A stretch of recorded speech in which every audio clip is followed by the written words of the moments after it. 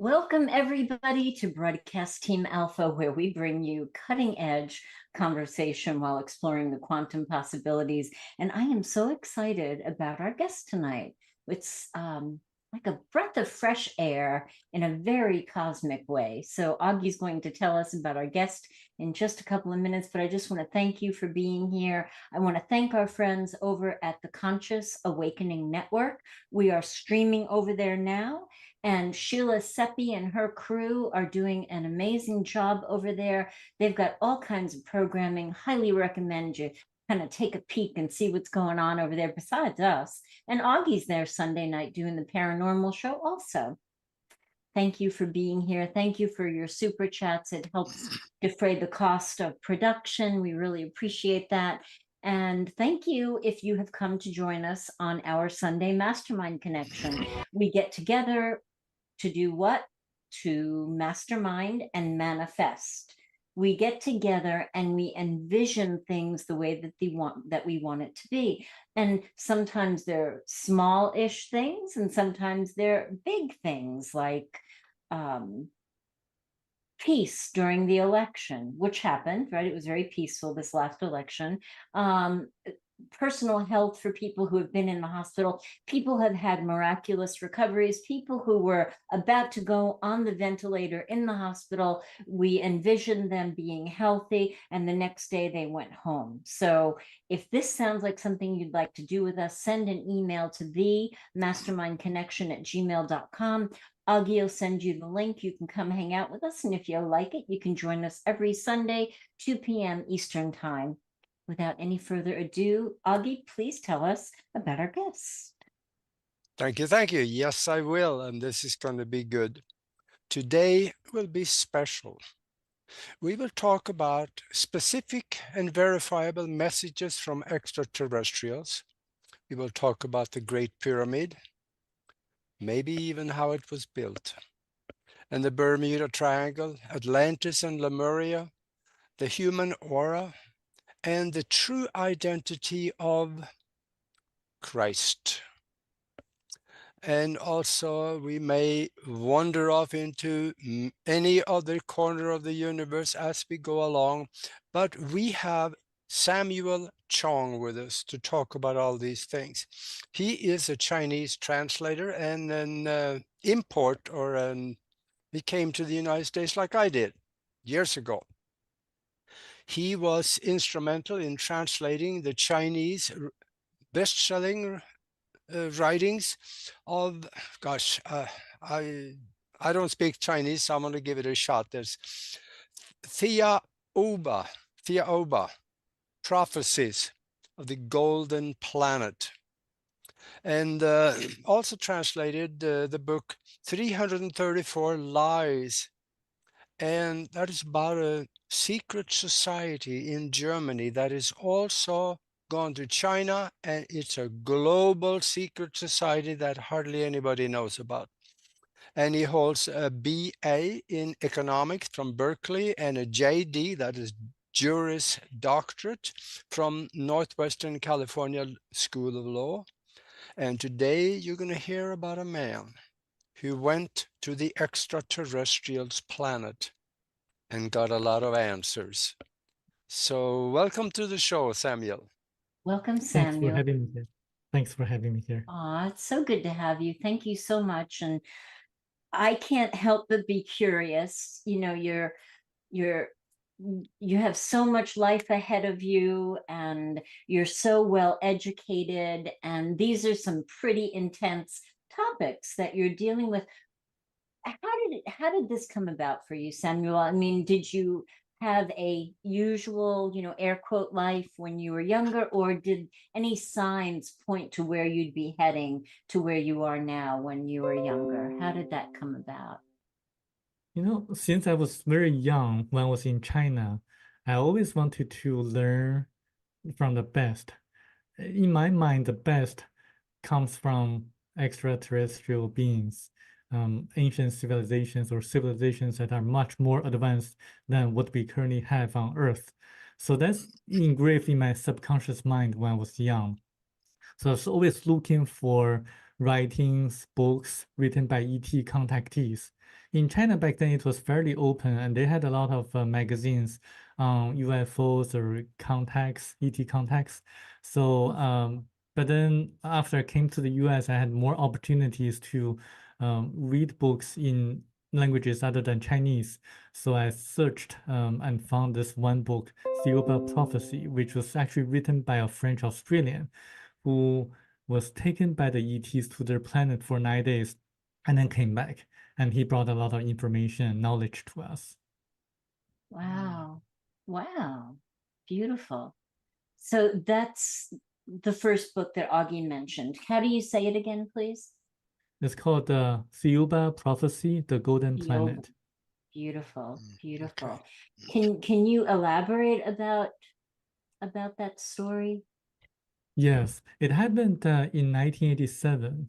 The author Michel de Marquet, a French Australian who was living in Cairns, Australia, suddenly woke up in the middle of the night. He didn't know why, but he wrote a note to his wife saying that he would be gone for 10 days and there's absolutely no need to worry about him. And then he walked outside of his house. He was lifted up to the middle of the air where he saw a beautiful Nordic looking 8 or 9 foot tall being, ET being, who told him not to worry about it and they're going to have a journey together. And then he started the journey to this beautiful planet called the Golden Planet because as he approached the planet in the spacecraft, he saw a golden mist surrounding the planet.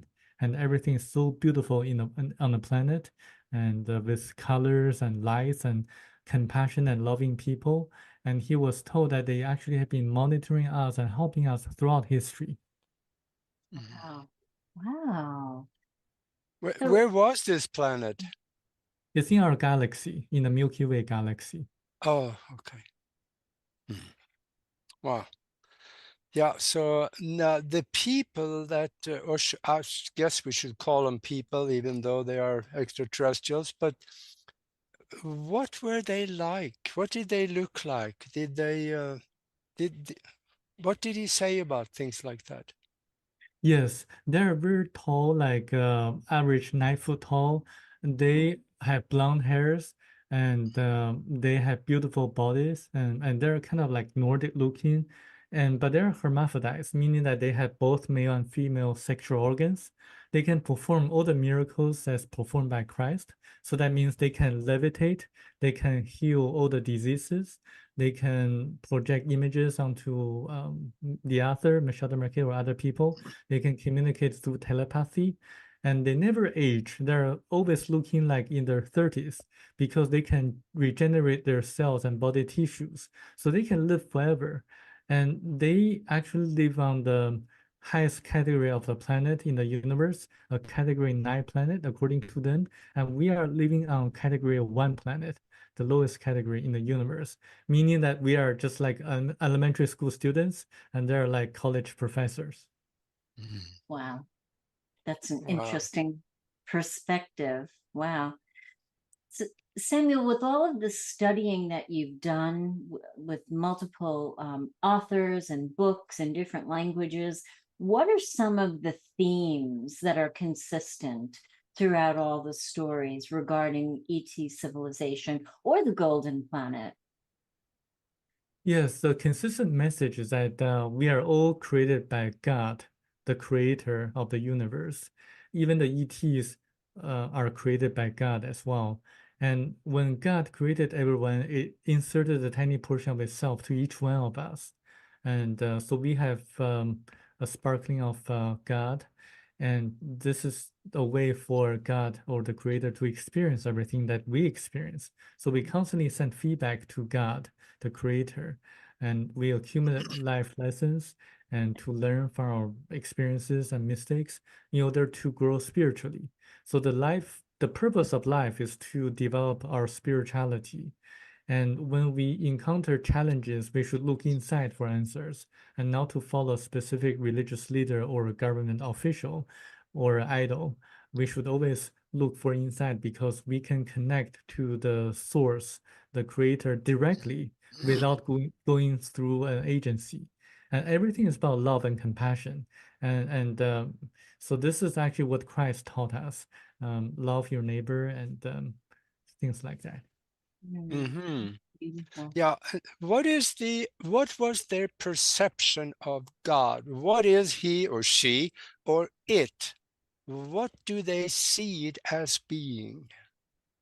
And The creator or God or the source, they describe it as a great ether or a pure spirit.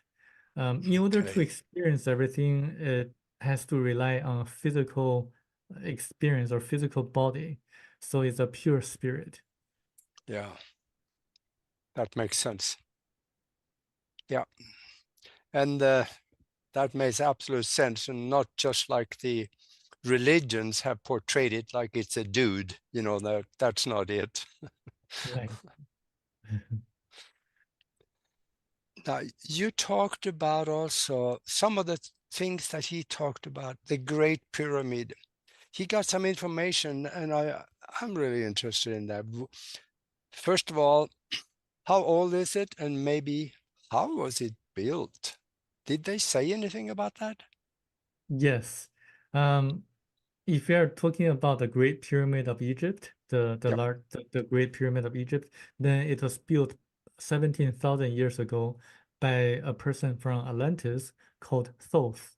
And he used anti-gravitational technologies and supersonic vibratory systems to cut the huge stones in a very precise manner because he had the knowledge, and he aligned the stones perfectly so that it can be used as an energy center to collect um, cosmic and terrestrial energies so that the users, such as the great pharaohs of Egypt, the ancient pharaohs of Egypt, can just sit inside the pyramid and then concentrate or have a meditation and to project their thoughts into the universe, into like onto other planets, and so they can have a communication. And also the pyramid was also used to make rain through a kind of a complicated system using metal alloy plates. And it's actually proven by University of Reading in the UK that when they project what they call the orgone energy into the sky, and they would ionize the some of the atoms in the atmosphere, and the cloud would form and the rain would fall. So this is actually done scientifically in modern days as well. Yeah, that orgone energy can be, are you familiar with the cloudbuster? Yes, I'm familiar with Yeah, that. Yeah. that creates also the same kind of orgone energy that will make moisture in the air particles come together, become heavy, and fall out as rain. So, yeah, that I can understand. Great. Yes. So, did you say thought Thoth, was, yeah, the Egyptian he, god Thoth. Yeah. he was instrumental in making it happen. Yes, And and he learned it from Atlantis, and the people from Atlantis learned it from Lemuria. So Lemuria was actually a great civilization that was lost about 14,500 years ago. mhm. Mhm. Yeah, that's about the time, about 47, 50,000 years, the last of Atlantis went down. Wasn't that Mhm. about right? Yeah, something like that. Mm-hmm. Now, the stones that is in the Cheops pyramid, one of them is 75 tons, and they didn't float that down the river, so they levitated it from 600 miles away. Now, you don't float that stuff. You levitated it. Isn't that what you kind of indicated? Yes, anti-gravitational technologies. And actually, in the book Thiaoouba Prophecy, it talks about how they were able to do that. They neutralized gravity using a specific vibration. And so that's why the heavy object becomes weightless without weight. So this is how they did that. And they actually used this technology to help Michel Demarquet, the author, to navigate, to travel on their planet. So they have actually devised that neutralizes gravity So Michel de Marquet was able to actually travel at very fast speed, floating in the air. That's so cool. Yeah. To see that. I want to feel that frequency. I don't know. Can humans even be in that kind of frequency? What would happen to our physical being? I mean, would that be too high for our physical being? No, actually, it doesn't harm the human physical body. I think on Earth there are some laboratories that have already developed such technologies. It's just not being made public yet. Wow, exciting. Mhm. Very exciting. Somebody has a question in the chat room. It's a little different, so it's okay. It's good. Samuel, have you ever heard of an ET bringing gifts to read on the planet, like a teddy bear? Mhm. I think yeah, in the book it talks about people always looking for material objects or proofs, and actually I think sometimes the ETs would bring some material objects to us, but in this book it talks about the greatest power and wealth is actually knowledge. And Mm, this book contains a tremendous amount of knowledge that can benefit us. I think this is the biggest gift that the Theobans have brought us. beautiful. Mm. Thank you. Thank you for that answer. Very Yeah. nice. I'm Yeah. thinking also, you mentioned before the show that you also, or the gentleman that went to their planet, he also came back with some information about the Bermuda Triangle. What is so special about that? Because it's not just there. There is one in Asia, also a triangle like that. And what is special with those things that make things disappear? Well, it's actually a portal or warp that connects our universe to a parallel universe. Michel de Marquet, the author of the book Thiaoouba Prophecy, actually went inside of a parallel universe because the ETs used it as a hiding place to prevent the neighbors of Michel de Marquet from seeing them. So once they entered the parallel universe, people on Earth wouldn't be able to see them anymore. And in a parallel universe, time stops. And Michel de Marquet actually saw a lot of people wearing medieval clothes and people who behaved like savages, like apes or cavemen. And he was told that the Bermuda Triangle is one of the places, one of the locations on Earth in which such a portal exists. There are other locations as well, such as in some of the national parks in the US, in which people just suddenly disappear or vanish. It's actually documented by an author named David Paulides. He wrote several books called the Missing 411 books and documenting the people who hiked in the national parks and suddenly disappeared. Um, and I think in China, other parts of the world, there are also such portals. And I think it's just a natural phenomenon. Mhm. Have you ever experienced any of those portals, Samuel? Not really, because I No. want to be stuck inside of somewhere that I Mhm. cannot get out. And some people do get out, but they have to be very careful because the parallel universe floats in the atmosphere. So they may be at very low altitude at one time, and they may lift the people inside up. So when you try to come out, you have to be careful of the altitude. Ah, okay. Mm. Like, might fall, huh? Yes. Yeah, that could go bad. Wow. But yeah, well, we know we have movie footage, we have videos, and we have testimonies from people that see these portals open up in the air and ships come out of it. Yes. Those are the ones you're talking about, isn't it? Exactly. And the ETs and the UFOs use such portals to come into our atmosphere and to show up suddenly. Mhm. Samuel, why do you think they choose certain people over other people to make contact with? Any thoughts on that? Yes, they always try to find people who have a pure mind. For example, Michel de Marquet, the book, the author of Thiaoouba Prophecy, The Golden Planet, he was a farmer or landscaper in Australia. He didn't have a lot of education. He didn't have any preconceived notions or presuppositions about certain things or ideas or agenda.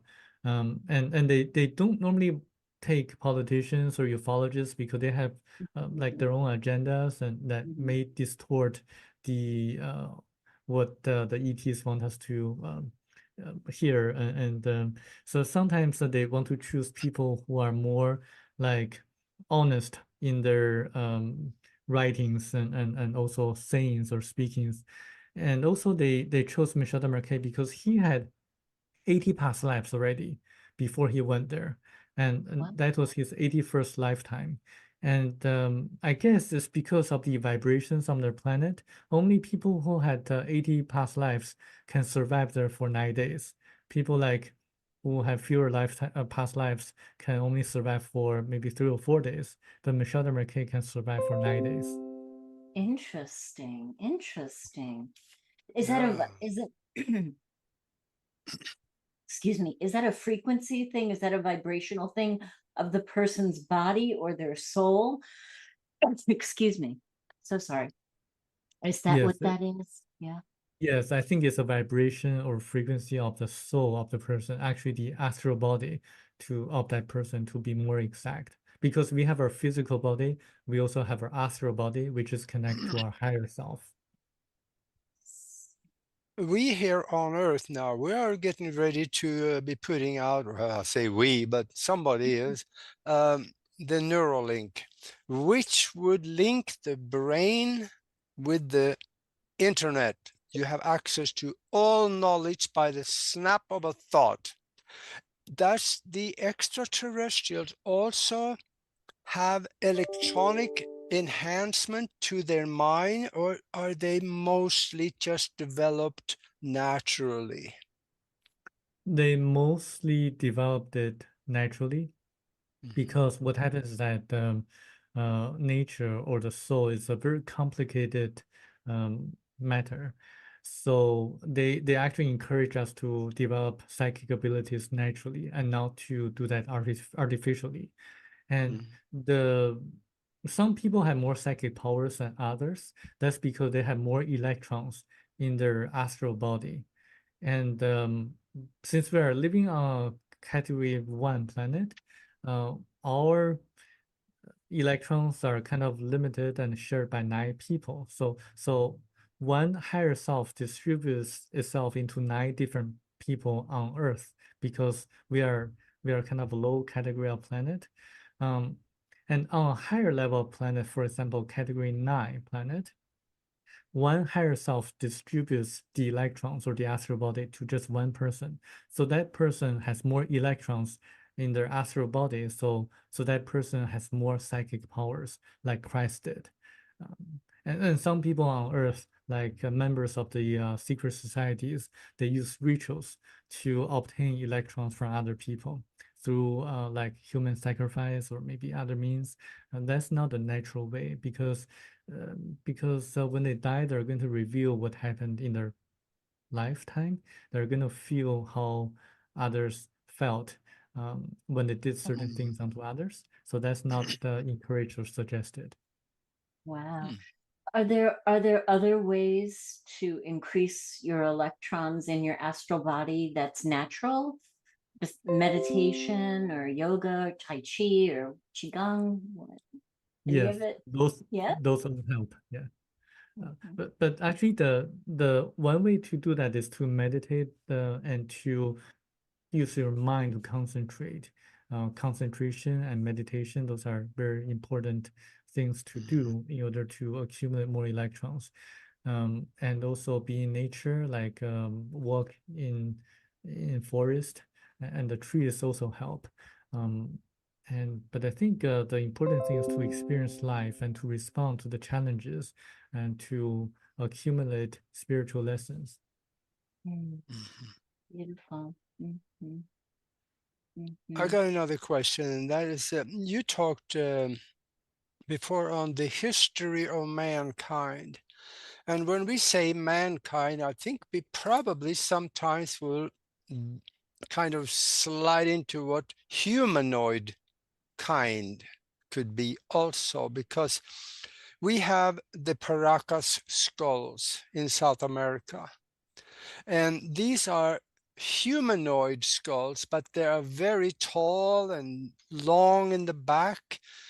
Were they also our ancestral humans, or is it a different species that maybe was here before we came? What can you say about the history of us? Yes, according to the ETs in the book Thiaoouba Prophecy, The Golden Planet, we actually all came from different planets.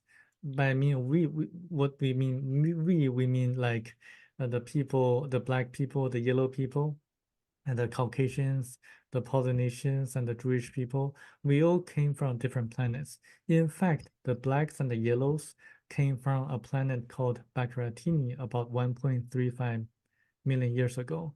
And Mm.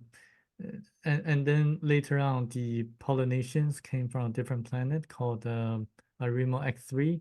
The Caucasians came and landed on Atlantis.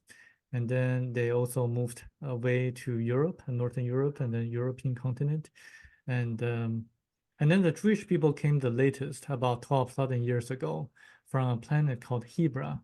So what they would categorize the people on Earth would be like the blacks and the yellows, the Caucasians, the Polynesians, and the Jewish people. Mm. I know too that like say the Norwegians, Swedes, and the northern Russians, they look just like the ones we are told come from the Pleiades. Is there a connection there? Well, there may be a connection. Actually, there are other ETs in our Milky Way galaxy. Michel de Marquet, when he visited the golden planet Thiaoouba, he saw at least 147 different ETs preserved in a golden dome or doko, what they would call doko. And then he saw a lot of people like um, with different appearances, and he was told that the Theobans they are in charge of about a third of the planets in the galaxy, just guiding the different ETs to grow spiritually. And yes, there are other ET races, including the Greys, in our galaxy, and a lot of them visit us. That's interesting, Samuel, that the ETs are growing spiritually as well. Yes, exactly. And the Greys, by the way, they are on the same category as us. So even though they have probably more advanced technologies, but on a spiritual level, they're at the same level as us. That's so interesting. So Mm. interesting. Do you have any thoughts on the hybrid program where women have been taken and made to be pregnant and then not have the children on Earth but elsewhere? Any Well, thoughts on? Mhm. yes. Yeah. I can talk about the implants that the Greys put on the people on Earth is because they are a dying race. They have been losing their immune system, and they are trying to observe us, how we respond to the same situation, because we have been losing our immune system since 1948. But the Theobans, the ETs in the book Thiaoouba Prophecy, say to Michel de Marquet, the author, that not to worry about the implants because they have been monitoring the activities of the Greys, and so to prevent them from harming us. So there's no danger on the implants. It's just a monitoring device. On the hybrid program, I think there are some people who say that it's part of the government program trying to do certain certain like clinical like certain experience onto the people, and I think some of them may be man-made projects or secret projects by the military or the government. There, I don't think the ETs are directly Mm. kind of wishing to have this kind of hybrid program because it's prohibited in by universal law according to the Thiaoubans. They want us to follow the natural path and not to really have a hybrid being with other ETs. So I don't think they would encourage that. And I think it's probably part of the man-made program by the government or military. So like MK Ultra or something like that. Yeah, Yeah, something like that. something like that. Okay. What do you think happened to our immune systems? So I think because of the atomic bomb that happened before and all the things that caused by human beings, I think we have been losing our immune system, mostly because of the radiation from the atomic bombs. Mhm. Mhm. And for And those, nowadays, and nowadays, you know what happened a few years ago, and Yes, that that's, too. yeah, that yeah, Yeah, yeah, that yeah, happened. Yeah, you're right. absolutely.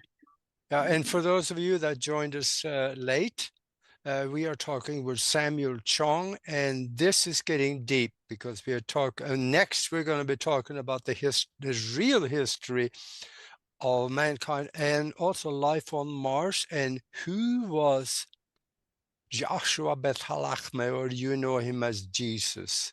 There is some extraterrestrial information that will help clarify some of this. So, yeah, back to you, Samuel. What is going on Mars? Is there life up there? there was life on Mars. So back 1.35 million years ago, when the blacks and the yellows wanted to migrate from their planet Baccaratini to Earth, they actually explored the planets in the solar system. They first saw Mars, which was a living planet, a planet that had living people at that time.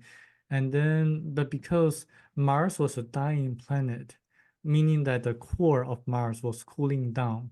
So when the core of a planet is cooling down, it can no longer have the electromagnetic force to capture the atmosphere, so that the planet will become like a desert in the next hundreds and thousands of years.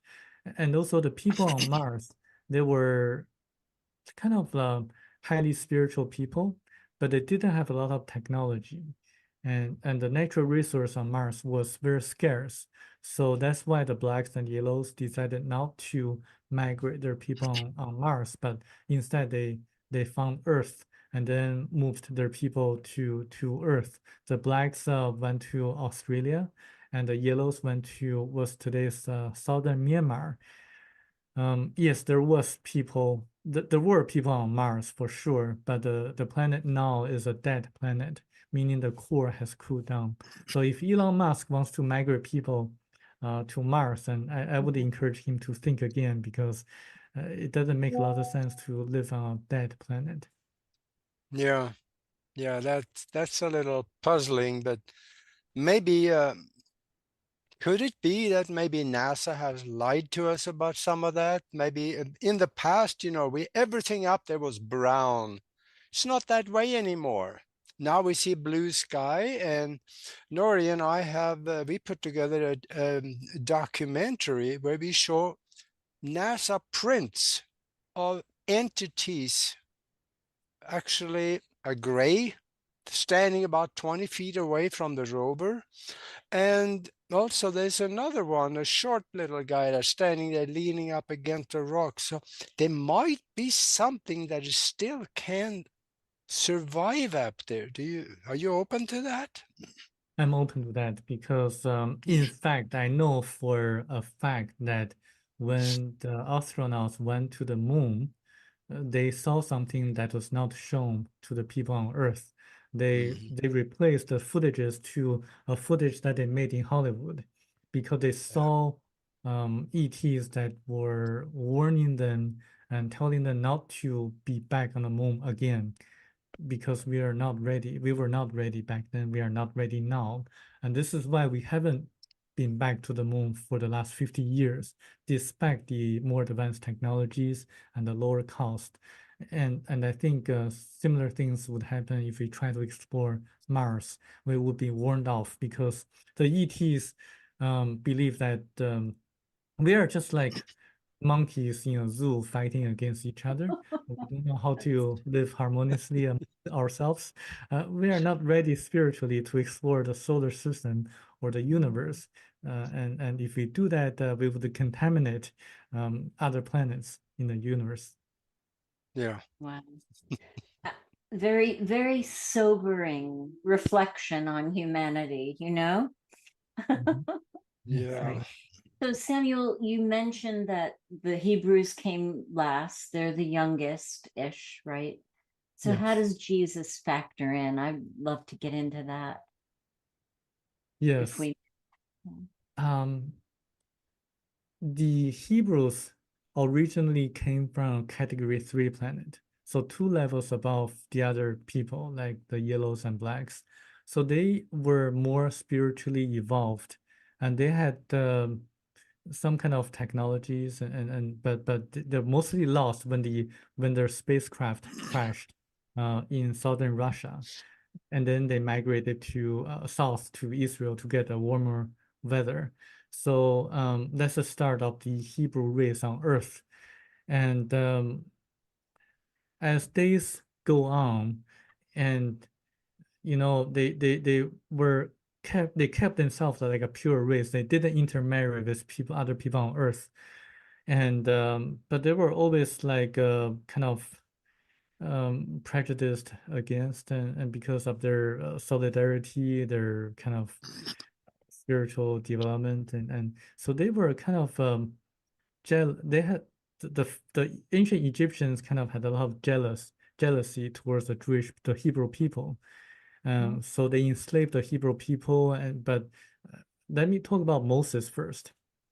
So Okay. when Moses, who was born actually from an Egyptian family, and had such experiences in Egypt, he was actually led by the Theubans to lead the ancient Hebrews out of Egypt, away from the evil reigns or regimes of the pharaohs. And so that's why Exodus occurred. And the Theubans parted the sea.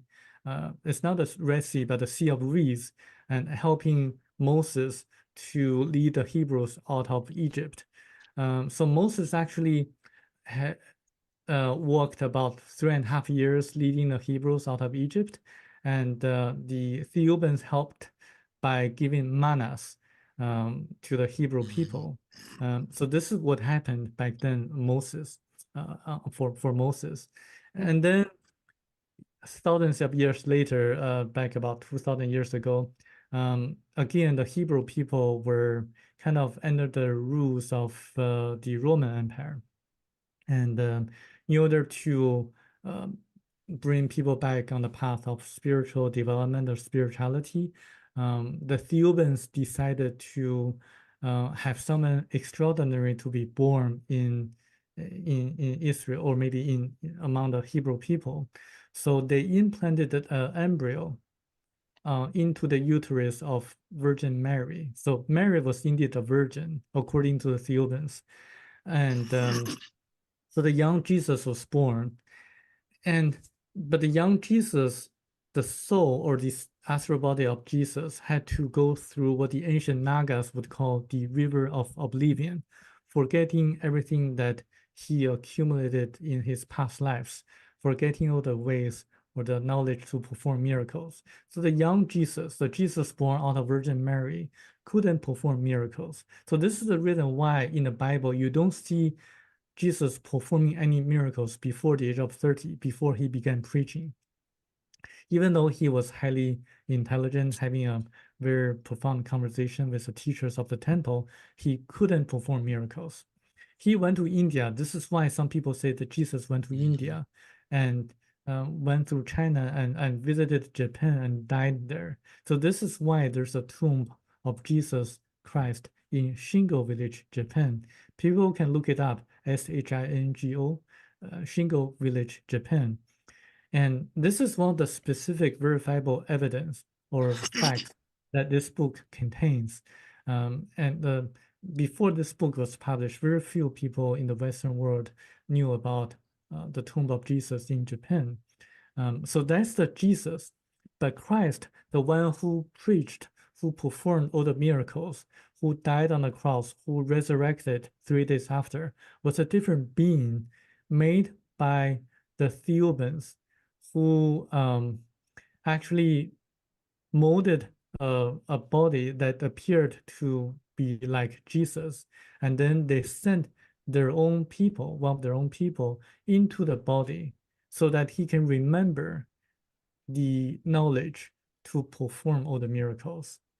Why? Because the people at that time, as people nowadays, they were highly skeptical. Unless someone who could perform miracles, his teachings were not to be believed because of the people always seek for proof and things like that. Wow. I'm just taking all that in. Yeah. I know. It's I a know it's lot. kind of hard. Yeah. You know, when I was going to the church in Los Angeles, I didn't believe a single word in the Bible. I thought it's just a fantasy, science fiction, and there's just no proof that Jesus and Christ actually existed. But this book contains specific verifiable facts and pointing out the tomb of Jesus in Japan, pointing out that when the King Herod killed so many babies when Jesus was born. It's actually very, very specific, and there's a specific number of babies that he killed. And also it tells the reason for Christ resurrecting 3 days after he was killed on the cross was just to show people at that time that there's life after death and there's reincarnation. But the concept of reincarnation was later removed by the Catholic Church council meetings. And this book is so specific, it named the 4 Catholic council meetings that intentionally distorted the original ancient scriptures of the Bible. Wow. Wow. Yeah. Keep Yeah, reading there's this. a lot of people out there saying that, you know, there's nothing written about him. He never existed. It was made up in 325. Well, there is enough writings about him to prove that he did exist. And what did they say about what he looked like? There is actually a document coming out of the Dead Sea Scrolls that talk of him being tall, strong, his eyes like the midday sky, and his hair as the ripe field of grain. So, in other words, he was not a Jew. Exactly. I mean, he had the appearance of being very special, and he can actually shapeshift. And this is why, like, if you read the Ethiopian scriptures of what happened when Christ was captured by the people. Actually, Pilate was one of the person deciding the fate of Christ, and Pilate actually wanted to devote his son to replace Christ to die on the cross. And then Christ performed like a miracle again, shapeshifting himself, saying that, you know, that just kind of I'm paraphrasing, I can do whatever I wish if I really want to, escape or not to die on the cross. I can do that. I have the power to do so. I'm paraphrasing, but and then it's actually his purpose is to die on the cross just to show people that there's life after death. And then Pilate kind of seeing the omnipotent abilities of Christ, kind of gave up the idea of sacrificing his own son in place of Christ. Yeah, there is a letter also that is surfacing now about a letter from Pontius Pilatus to Caesar, where he explained to Caesar that this man hasn't done anything wrong, and they explained what he looked like. And it's Pontius Pilatus didn't want to harm him. Exactly. He is a very Yeah. good man. Yeah. Boy, oh boy. So Samuel, I have to ask, and you can, if you don't want to answer, it's okay. But a specific number of babies were killed way back then. And we were talking just a little bit about the secret society and infant sacrifices. I mean, is there a thread connecting somewhere, or what do you think? When the King Herod was killing the babies, he wanted to kill baby Jesus, and that's his purpose. But nowadays they have a different purpose of human sacrifice or children like killing the babies or maybe abusing the babies.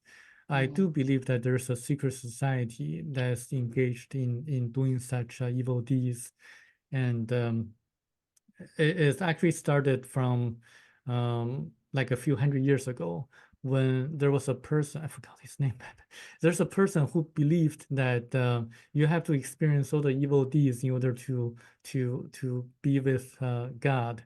And so that religion, that kind of cult started, and then it actually aligned with secret societies such as the Illuminati and some of the other members of these secret societies.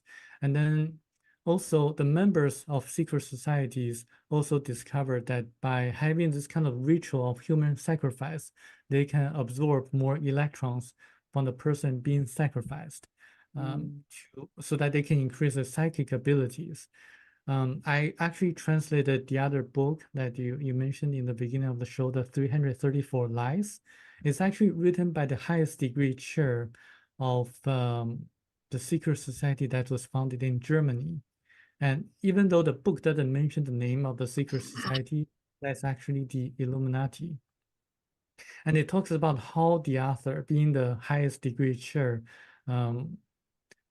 was recruited by them, and then he moved up the ladder and increased his psychic abilities and through the rituals and how they maneuver, how they manage the world affairs. And it mentioned that no major politician would be elected without their approval. And all Yeah. the high degree members of the secret society, I mean the Illuminati, have psychic abilities, the ability to manifest objects, to see the human energy field, the auras, and to predict certain events that would happen in the future using a special form of astrology. And I believe everything written in the book is true, but the book is not for the faint of the heart because it contains a lot of graphic, violent descriptions of the rituals and how they torture people. So it's a very unique book, not for everyone. Wow, thank you for the disclaimer on that. Yeah, but Yeah. it sounds captivating, really. You've been talking about the secret society. You have not mentioned the name. Was it the one that was created in 1776 in Germany? Yes, the Okay, that's the Illuminati. yes. Yeah. Yeah, he mentioned that. Yeah, yeah. We said that name, right? Yeah. Yeah. Okay. But they don't call themselves. I mean, in the book, it just mentions the lodge, The LODGE. Lodge, yeah. Yeah. Mhm. Many offshoots of it too. Yes. What do they call themselves, Sam? I mean, I The mean, it's in German, Brotherhood? originally written in German. It was founded in Germany, and um, they I don't know how they call that in the States because there are two branches. One branch is in Europe and the other branch is North America, headquartered in New York. So they have different names.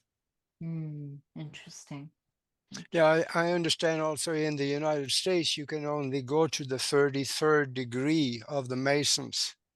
But in Europe, You can go to the 92nd degree Mason. Yeah. And the higher politicians, they are some up above 33. In fact, the Pope has to be part of it, otherwise he does not qualify to be Pope. Yeah. Mhm. One thing, one fact written in the book 334 Lies is that the Freemasons, members of the Freemasons can be politicians or public figures, but high degree members of the Illuminati never hold public positions because they always pull the strings behind the scenes. They Yeah, never appear publicly, so no one knows who they are, but they decide the fate of the politicians and worldly affairs. exactly, because that's the missing 13th Amendment to the Constitution of the United States of America. It was in the original Constitution that someone with as a Mason or a nobility, title of nobility, that's what it's called, can ever hold public office. And then it disappeared. There was no vote on it. It was just taken right out and it was gone. Mhm. Yeah. Well, gosh, we are getting down towards the end here. Talk a little bit about these books also, where people can find them, and what maybe what's next for you? Well, people can find the book on Amazon just by searching the names of the books. Thiaoouba Prophecy, The Golden Planet. You can just search The Golden Planet. You'll be able to find the book. And then 334 Lies, LIES. And then for me, you can find me on Facebook just by searching my name, Samuel Chong, CHONG. And I'm also on Twitter or X. And I'm going to be speaking publicly in the alien event in Los Angeles this weekend, talking about the book and also the human energy field and its relationship with the traditional Chinese medicine. And Oh, wonderful. That sounds fascinating. yeah, Wow. Are Wow, they going to be that's streaming that, Samuel? Will they stream that? I believe so. I believe they'll be Oh, streaming that. okay, good. That's oh, amazing. that's good. All right. Well, that's excellent. Now we have a lot of, I call them nuts and bolts people. You know, they want to know the technicalities of things, and NASA now has created an engine that they say will be able to accelerate to the speed of light and beyond. Was there anything about that is this person was told by the extraterrestrial about how do they travel light years away here in a very short time? Do they, when they exceed the speed of light, how do they do it? Mhm. Yeah, they didn't say that in the book, but Michel de Marquet, the author of the book, Thiaoouba Prophecy, was told that they first travel at the speed a few times faster than the speed of light into deep space. And then once they're in deep space, they use what they would call super substantiation or transubstantiation uh, to teleport themselves into another location in the universe immediately without losing time in deep space. And then from that point in deep space, they again travel at a speed a few times faster than the speed of light to their destination. The reason they have to do the teleportation in deep space is that if they didn't do that in deep space, their spaceship would have been exploded. So that's the reason why they have to teleport themselves once they're in deep space. So this is a Mm. technicality of how they travel, as told by Michel de Marquet. Mm. Were you also a Star Trek fan? No, I'm not.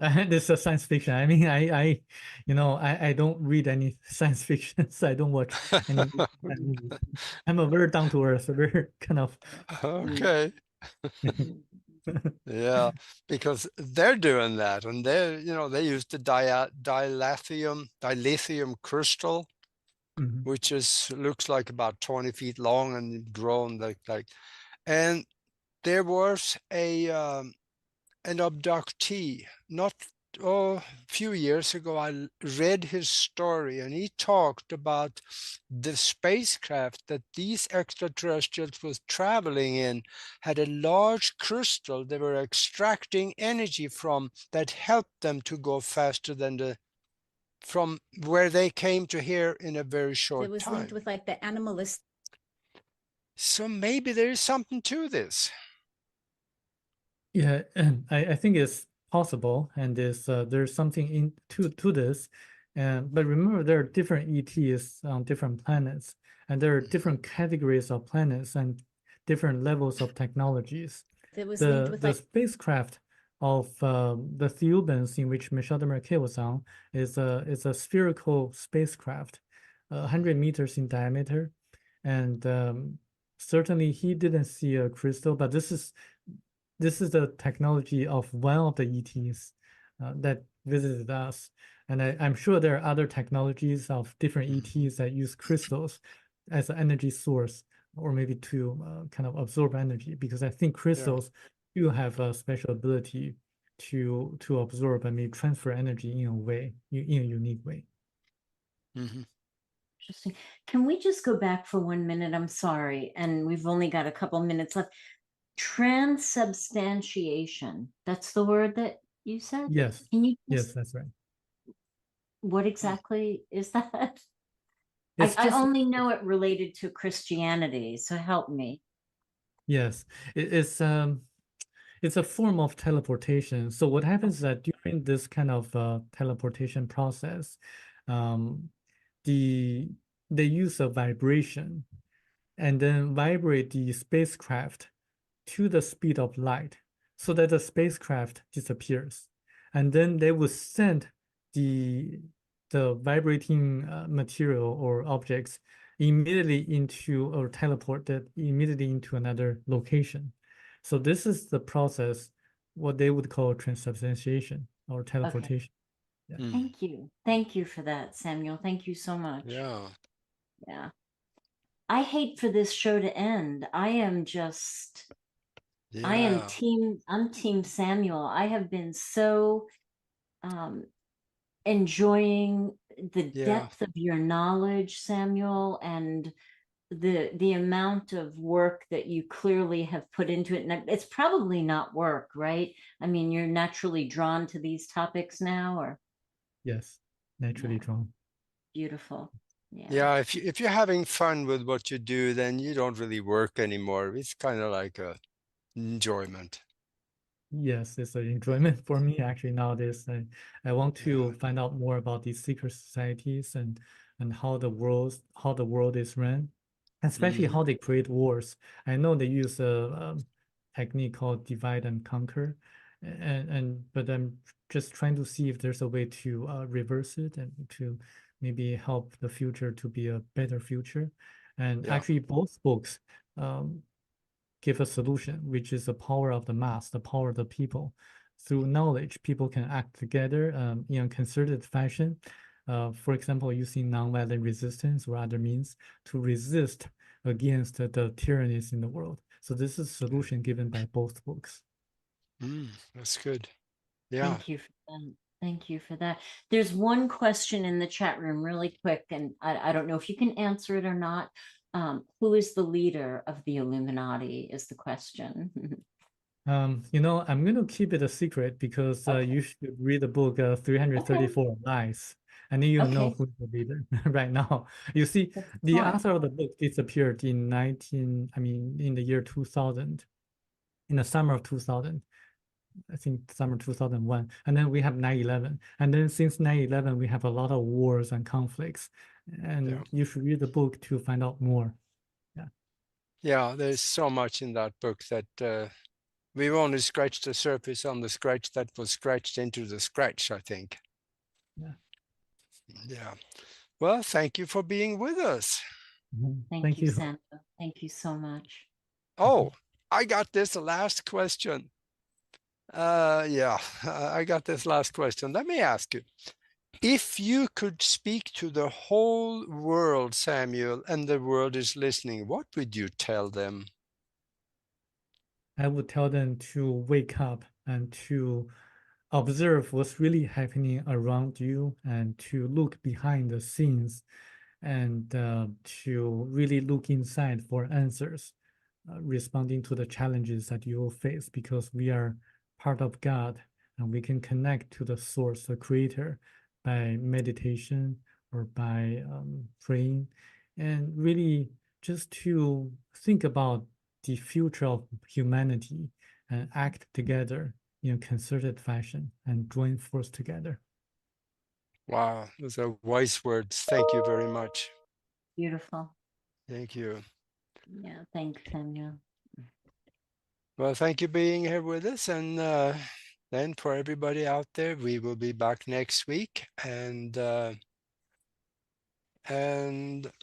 I just going to do something we haven't done, and that is that I'm going to announce something that is going to have a roundtable conference on April the 23rd.